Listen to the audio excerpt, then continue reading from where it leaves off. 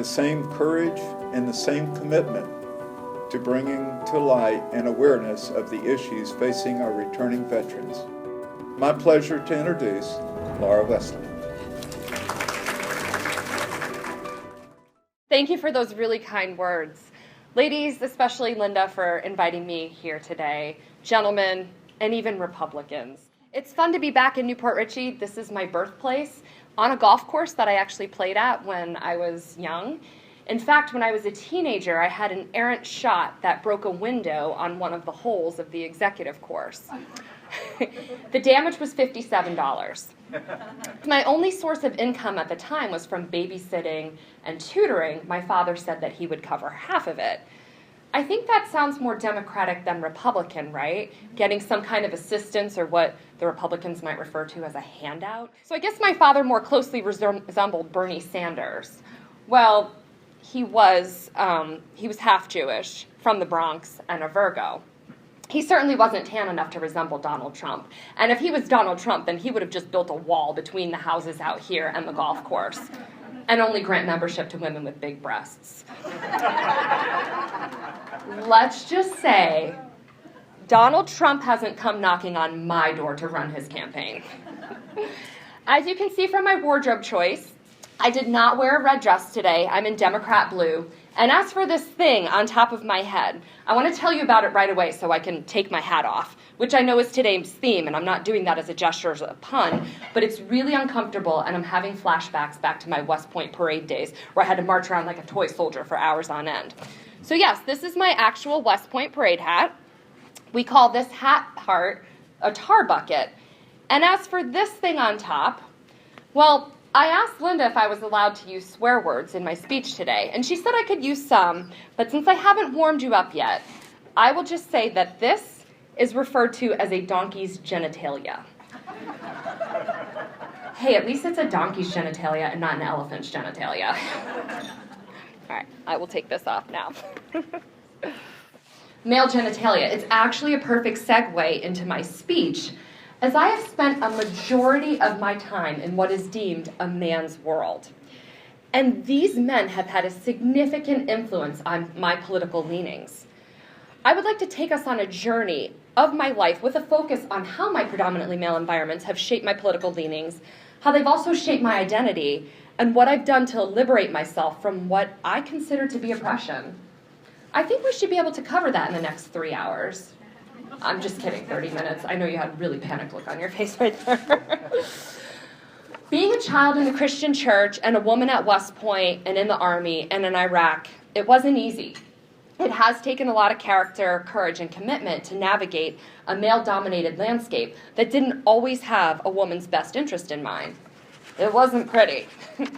But hopefully you can learn from my story so that, one, you better understand what happened in some historically significant places and events. Two, you get pissed off and fired up enough to want to make sure that what happened to me doesn't keep happening. And three, to educate and better prepare our young girls and women who want to embark on their own challenging journeys of service so they're better equipped to deal with the inequality that still exists, and to make sure they always vote for a Democrat. Well, to begin my journey, we have to start back in childhood. What compelled me to want to be in a man's world to begin with? Well, that's easy. Daddy issues. I mean, isn't that the root of everything that a woman struggles with? My father wanted a son, but he never had one. And I'm the firstborn, so I did whatever I could to be the son that would make him proud. And depending on how old I was, that meant different things. I was born in 1979, a child of the 80s, and to me, the 1980s were all about communism deteriorating and really bad haircuts on me. Not President Reagan. He had a perfect head of hair. But let me show you a photo of me here at the age of approximately 5 years old. I'm on the left-hand side, and it's really hard to tell if I'm a boy or girl, right? I was too young to know the difference between Democrats and Republicans and who my parents supported, although I'm pretty sure that my mom thought Ronald Reagan was a total hunk. And Daddy listened to NPR every night during dinner. Dun, dun, dun, dun, dun, dun, dun, dun. So I'm not sure if that meant he was a Democrat. We could have had a divided household at that time. I had my first experience with fear-mongering at the ripe old age of 7. I worried that nuclear missiles were going to blow up my house, and even when my parents tried to reassure me of my safety, I was not convinced. Perhaps this foreshadowed the war that would indeed play a significant role in my future. Well, a few years later, when I was 10 years old and still had awful hair, courtesy of my father who chopped it off himself, I'll show you right here, the Berlin Wall came down. And I remember stores here like Bell's on 54 selling pieces of it at the checkout counter. Well, I didn't buy this souvenir, but fortunately, I was able to see a remaining part of the Berlin Wall when I had a business trip there 6 years ago. So I'll show you that picture too. So there's me standing in front of part of the Berlin Wall, and then me at Checkpoint Charlie, where the border actually was. It's remarkable and noteworthy how what can be deemed as evil becomes benign and even touristic, because that's a big tourist spot, in the not-so-distant future, or vice versa with that whole Afghanistan-Russian conflict. As a populace, are we thinking deeply enough about who our friends and foes are? Or are we just doing what our administration tells us to do?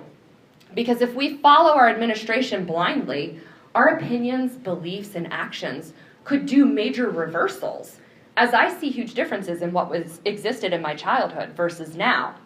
It's remarkable to look at a map of just Europe from when I was a child and in the 1980s and compare it to now. And the 1980s weren't that long ago. I mean, I'm only 22 years old, right? The question that I pose is also important to ponder because as a child and as a military service member, you don't have the same rights inherent with being an adult American citizen. And it sucks to not have those rights. So why aren't we appreciating and exercising them enough? And as a population, why are we taking this for granted? Why do too many Americans simply do what their administration or political party leaders tell them to do and to think?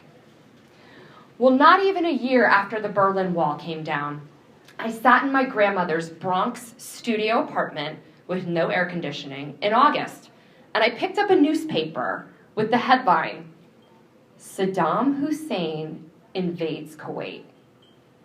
I thought I was reading gibberish. I was like, who is Saddam Hussein and what is Kuwait? Our president at the time was Mr. Read my lips. No new taxes. Well, it's awfully hard to keep that promise when you decide to wage a war. I didn't think too deeply about Desert Storm. I was only 11, and I really don't appreciate it when people come up to me and ask me if I served in the first Gulf War. I may not, and they do this. I may not be 22 years old, but I am not old enough for that. My family never spoke about the first Gulf War, but CNN was on 24/7, and I, came to recognize who Wolf Blitzer is. I also remember that Bette Midler song that was played on the radio all the time to honor our troops. From a distance, the world looks blue and green, and the snow-capped mountains white. But the war, it just seemed easy and over just like that, thanks to the heroics of General Norman Schwarzkopf storming Norman, and the Iraqis surrendering to our ridiculous firepower, which helped give us a glimpse into how bleak things were under Saddam's regime. Speaking of General Schwarzkopf, after he retired at the Saddlebrook Resort, I had a high school golf match there, and his house was pointed out to us. So my teammates and I, we took a stroll over there, and I trespassed up to his front door to get some quick photos. He wasn't home, but if he had caught me, hopefully my acceptance into West Point would have prevented him from calling the police, since he himself graduated from West Point in 1956. And here is photographic evidence of my criminal activity on the Schwarzkopf compound. After the Gulf War, I stopped obsessively paying attention to the news. I assumed that since we had won, we achieved permanent peace in that region. My parents must have assumed the same thing, because neither of them showed any concern about me going into the military. Let's just say that war was not on any of our radars. Surprisingly, the Gulf War was not the most important thing that happened in my youth. I think the single most influential event that shaped the rest of my childhood and young adulthood was when my father became a born-again Christian. Our new religion, or more specifically, how our church leaders interpreted the Bible, dominated everything. What we did, what we thought, what we believed, and who we voted for. Although I was still years away from being old enough to vote. So even though the Clinton administration brought us economic prosperity, Slick Willie was no good. And the downsizing of the military pissed off a lot of Christians, because as ironic as it may seem, when you contemplate the true character of Jesus Christ and how humble he was, a lot of Christians love the military. The US military, as long as it's the military with superior firepower. I swear this whole love of Jesus and guns being in the same political platform really baffles me. And besides being the perfect Christian girl, or boy as my father wanted, because my performance in school would dictate my future opportunities in college, Daddy demanded perfection in everything that I did. Academics, athletics, extracurricular activities, and maintaining my virginity, or as he called it, keeping the sparkle in my eye. We stood on a life chain as a family on US 19, holding signs and shouting "abortion kills" to people driving by. My father also made me watch abortion documentaries featuring mutilated fetuses. It scared the bejesus out of me, even before I was old enough to get pregnant. Hell, I'm 37 and I'm still terrified to get pregnant because of those images. So that was my first exposure to understanding such a sensitive and personal issue that is best left between a woman and her doctor. Not a decisive issue that makes voters change their political affiliation. But at the time, a candidate's stance on abortion meant everything in my family. My teenage years were marked with a serious identity crisis. On one hand, I had to be this pure and chaste, innocent virgin girl, while simultaneously exuding this strong and bold masculine character who could do anything and not be held back by gender. How my father raised me in this manner would only foreshadow the confusing messages I would continue to receive at West Point and in the Army about how I should look and behave. I graduated from River Ridge High School, as mentioned before, here in Newport Richey in 1997. I have a photo for you, salutatorian. You know what's funny? I didn't even notice this until years later, but instead of it saying River Ridge High School, they had an error and it said River High School. But you can't really tell in that picture. I only missed being able to vote in high school in the 96 election by 2 months. So because I was heading off to West Point, I registered to vote as a Florida absentee voter. More on that in just a little bit. Dun, dun, dun. Well, my father didn't have to worry about keeping me in line, because if you thought his set of rules were crazy and oppressive, it only got worse at West Point. West Point has rules and regulations that govern every facet of human conduct imaginable, including my favorite, no sex in the barracks. So my sparkle continued to shine brightly. Plus, who would want to sleep with this?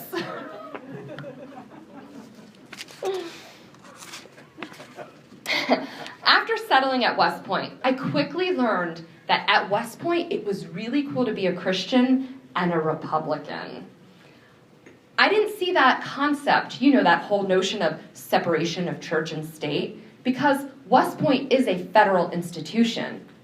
Naturally, I affiliated myself with the Republican Party. No big deal. I was used to having my body controlled by white men. It's redundant to say that West Point is really hard, but I want to explain that when you're stressed and lonely and vulnerable, it's natural to turn to your faith for comfort and guidance and inspiration. Sadly, West Point's Christian community did a number on my head when it came to gender equality. Many of my Christian mentors and even my peers threw these archaic Bible verses in my face, claiming that women are the weaker gender and that a woman's role is to be a helpmate to a man. Yet I was there to learn how to become a warrior and a leader. I questioned this guidance, this stark example of gender discrimination, but wanting to be a good Christian woman held me back, and it caused me to use poor judgment when it came to some important things like relationships that I entertained with sexist boyfriends. But the most egregious error in judgment, it's painful to talk about. But I will preface it by saying that the military has an extensive policy on its members and their political activities. And most recently, this policy came into the spotlight when 16 black women cadets took a photo with their fists raised in the air while in uniform. The fact that this is even hinted at being controversial demonstrates the rampant racism that still exists. And I am thankful that today's West Point leaders made the right decision by not punishing these accomplished and brave women who simply are proud and want to serve their country and graduate from an esteemed institution. I wish that same scrutiny and media attention was applied to the coercive political brainwashing that I experienced in my West Point Bible studies, especially when it was time for me to vote in my first presidential election, the year 2000. As I said earlier, I was a registered Florida voter, a Florida absentee voter, a diligent, meticulous West Point, Florida absentee voter who carefully assured that she left no hanging chads on her Florida absentee ballot.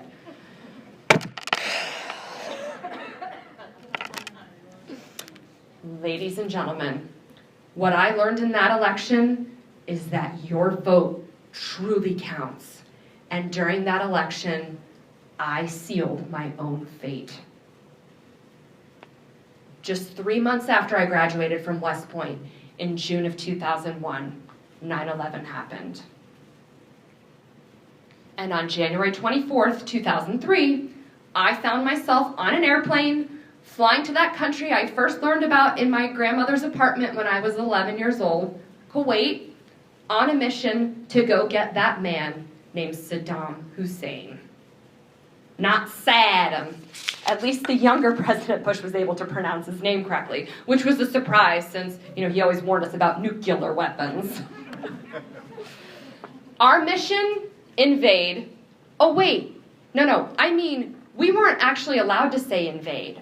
Our mission was to liberate Iraq. It didn't matter that I left home for war with that sparkle in my eye. When you go to war, you lose your innocence forever. So game on with all those hot dudes I served with.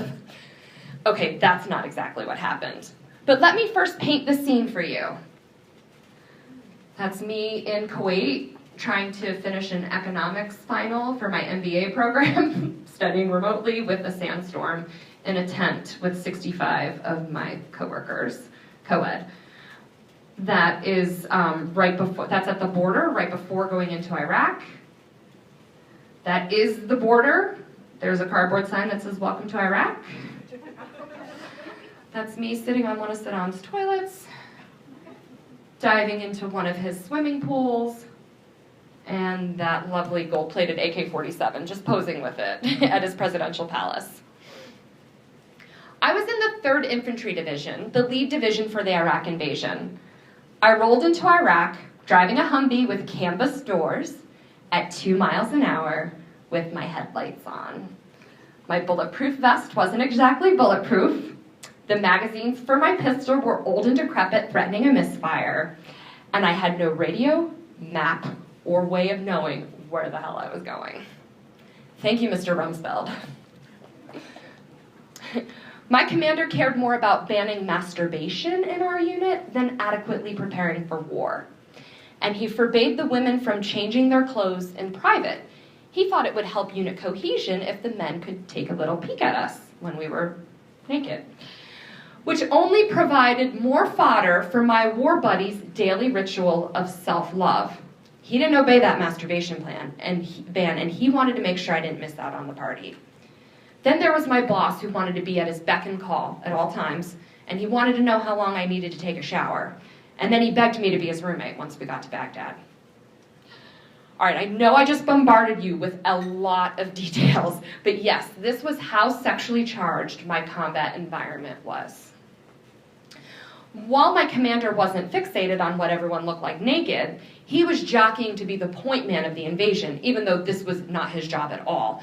And my boss loved to rally troops to go kick in abandoned buildings, trying to stir up some shit, even though that wasn't his job or anything remotely close to his scope and responsibilities. I felt like a pawn in a political battle for glory and power, from my boss to my commander, all the way up to Donald Rumsfeld, Dick Cheney, and President Bush. I also felt like a sex object. You know what was starkly absent from this entire war scenario? Women in leadership positions. I know beyond the shadow of a doubt that if women were in charge at every echelon of command, we would have been more mission-focused, the danger of our missions would have been mitigated, I would have been better trained and equipped, I wouldn't have been objectified, and we would have had a much more thorough plan for how the hell I was supposed to change my tampon on the battlefield. You're gonna have to read my book to learn a lot more about those details, but I will advise that when a unit is training to go to war, they should practice going to the bathroom in front of each other, because you don't want your first time to be in the middle of combat. There is no time for stage fright. And Mr. Rumsfeld, if you're ever gonna visit an army unit, again, right after they take over a country's capital, you might wanna warn your women aides that are dressed in dresses, pantyhose, and high heels, that there aren't actually any restrooms.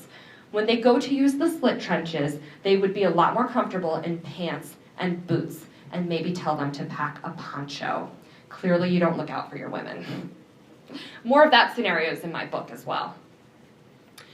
As my time in Iraq chugged along, I started experiencing a paradigm shift in my perspective on a lot of things. Authority, good versus evil, God, and that sparkle in my eye that no longer made any sense. Nothing was as it seemed. And I met so many kind Iraqis subject to our dominance, I questioned, who are the bad guys? And I thought, perhaps that could be us and not them. My entire infrastructure of beliefs began to crumble. But this allowed me to start rebuilding my own values with my eyes wide open, looking out for my best interest. And it was time to lose my virginity. Oh wait, how did that get in there? That's not who I served with. But you're gonna have to read my book and you're gonna have to come see my musical comedy show if you want to learn more about those details and what happened. I came home to tons of applause. I was lauded for being a hero, even though I didn't feel like much of one, and there were high sentiments of patriotism. But this high didn't last long enough to sustain the eventual aftermath of being at war. Those bad thoughts, the nightmares, the inability to adjust back to civilian life, and having to figure out what your new normal is. It probably didn't help that after my ex-husband and I finished our military service in 2006, we wanted to experience the opposite of the military, so we moved to San Francisco, when the war in Iraq was at the height of its unpopularity. As isolating and shameful as it felt to be in this liberal bastion that I could only classify as militant, I am thankful for this extreme education to see how the other end of the spectrum lives and to learn what they believe and value. Marijuana, and a lot of it. As a civilian, my life has had almost as many twists and turns as it did in the military. I kept moving to different cities, Portland, Oregon, Cambridge, Massachusetts, and most recently, Dunedin. Notice how I gravitate to these liberal progressive areas, because that's what I value, living where I can be bold and proud about the beliefs that I not only worked really hard to cultivate, but I also sacrificed to protect and defend, theoretically. I've also been on a tough journey of healing, facing my demons, forgiving those who have violated me, and learning how to be happy and feel fulfilled. Recovery is hard work. Speaking of recovery, if I had ever experimented with drugs the way that I did with political affiliations, I would so be in rehab right now. Because I was willing to do that hard work, I can confidently stand here today and say that I am truly free, free from the oppression that plagued my past, free from the negative influences that threatened my safety and well-being, free from the internal negative talk where I told myself I wasn't valuable enough to live because I didn't feel valued enough by my family, my religion, my military, my society, my comrades, and free from those who tried to strip me of my inherent rights. I'm a proud Democrat. I am proud to say that I admire President Obama and his incredible wife, Michelle, who is a fellow Capricorn. That's why she's so awesome. I think the Obamas have done a wonderful job, and I think it's shameful that many congressional leaders have done whatever they can to try to ruin their administration, not just for partisan reasons, but because they are racists. And as long as they keep playing their political bullying games, we will never be able to eradicate racism as a nation. I'm proud to say that I believe in this current presidential race, we have two great Democratic candidates who are passionate about our country and our citizens, especially those who have been oppressed by the very powers that oppressed me in the past. And if you're not fond of either of them, then look to the future, because in 8 years, we will have my former Cambridge neighbor, Elizabeth Warren. I voted for her for senator. Hopefully that righted the wrong that I did back in 2000. I want you to feel proud too. I know this isn't easy, especially in this area, especially for your business owners who may have important clients with opposite beliefs who would be appalled to know your leanings.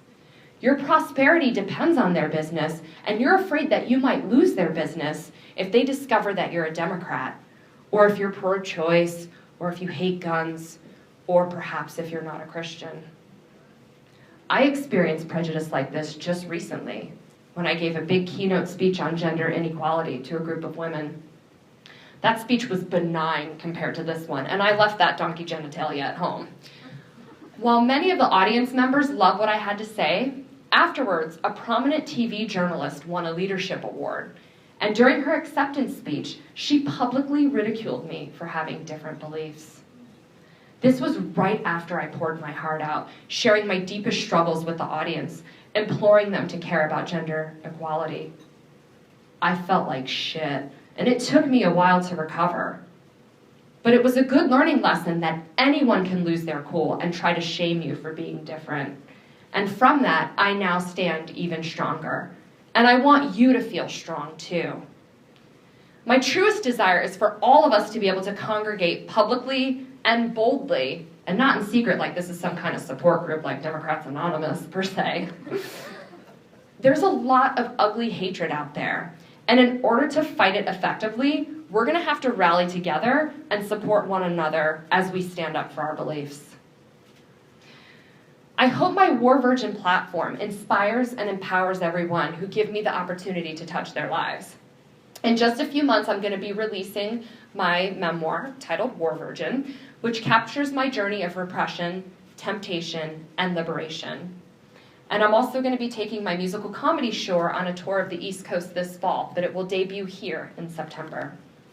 My cast and I are performing it for my 15-year West Point reunion in October. I hope they can handle it. Most recently, I've launched a military mental health consultancy to complete my platform. Through this, I'll be working with mental health providers to better understand the military so they can more effectively treat their veteran patients. I get to talk about it on the radio and TV this upcoming week with my mental health partner, Christina Mantilla. Raise your hand. She is in the audience today. Christina's a longtime friend from high school, and she's a licensed mental health counselor with a private practice in downtown Newport Richey. So if you need a lot of therapy after my speech, please go talk to Christina. And she also played an instrumental role in welcoming me back to Florida. And here's the cutest picture ever of us in high school. Well, our time is just about up. I hope you're better informed, empowered, and fired up. I hope you commit to making the future a better one for our next generation, to the extent where the people of tomorrow will tip their hats off to you. And I hope you stop worrying about having to move to Canada. We are so going to get what we want. Thank you. Thank you so much.